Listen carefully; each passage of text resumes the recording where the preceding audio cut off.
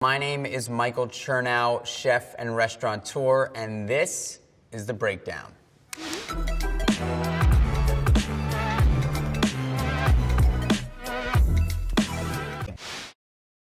Today, we will begin by learning to boil eggs. Let's talk about this for a second. So I remember very clearly, first couple days in culinary school. Now, I went to the French Culinary Institute, and it was a no-joke school. Just hearing that, just like the lesson from someone who's insanely passionate about cooking that's French, it's like burned into your brain. But you are not an advanced cook. But I do know how to boil an egg. So let's pause right here.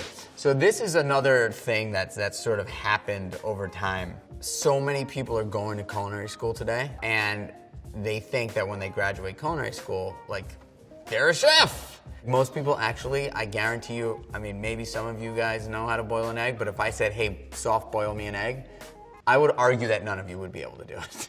Boiling an egg properly is definitely a skill set that you must learn.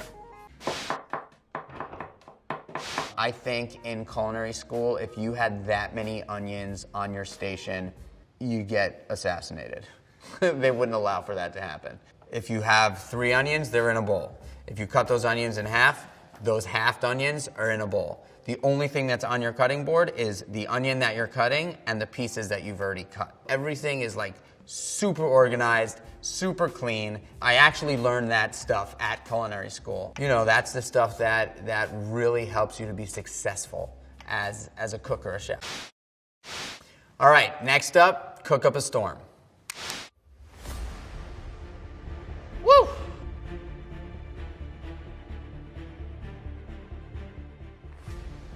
So basically what that thing does is it offers a little bit of sharpening, but ultimately it makes the blade super straight. When you're cutting things, the blade gets these little nicks in them, and ultimately those nicks become dull. And so what this is doing is it's just sharpening the blade.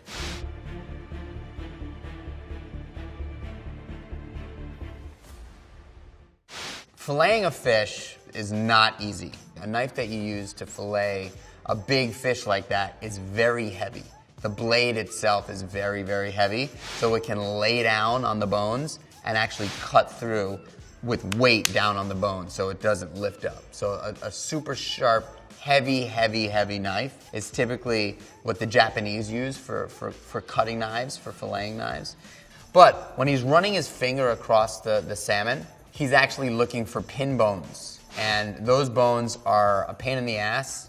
You see that bone that just popped up? Inexperienced people that are working with fish don't know that those bones exist because they're not right there in front of you. They actually sit just below the flesh.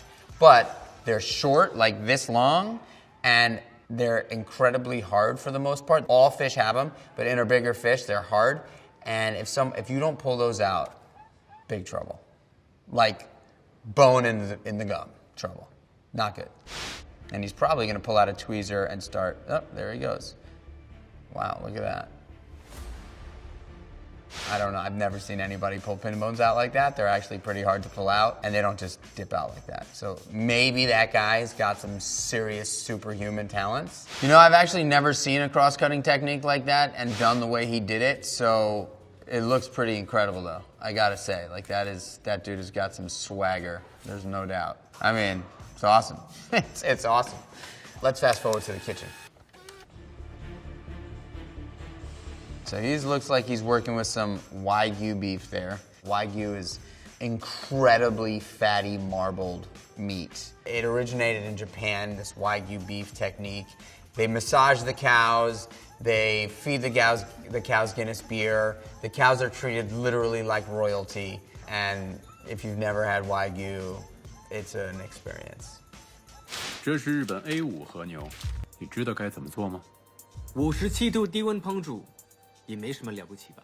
So sous vide is a style of cooking. We basically take a piece of meat, piece of chicken, piece of fish, piece of beef, piece of pork, and you put it in this plastic bag. You drop it in the cryovac. It sort of seals it, and then you put the protein into this water bath. You can cook it the perfect temperature, and it could cook for 48 hours.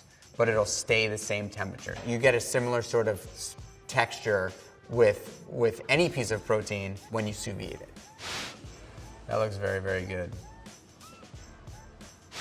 What creates fire typically?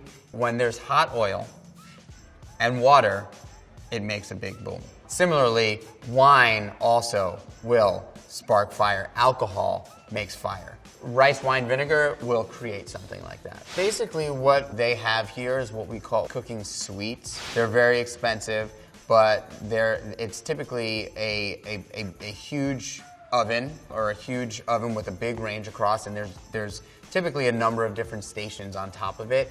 In a fine dining establishment, there's a number of different components that go into every single dish, and there's different cooks that are cooking specific things for each dish. So if you have them all in one area and they're all able to sort of communicate with each other around this cooking suite, it makes life a little bit easier. So now he's doing a little smoking technique. So he's gonna put that on and he's gonna blow smoke in there to give that a smoky flavor, to give that dish a smoky flavor.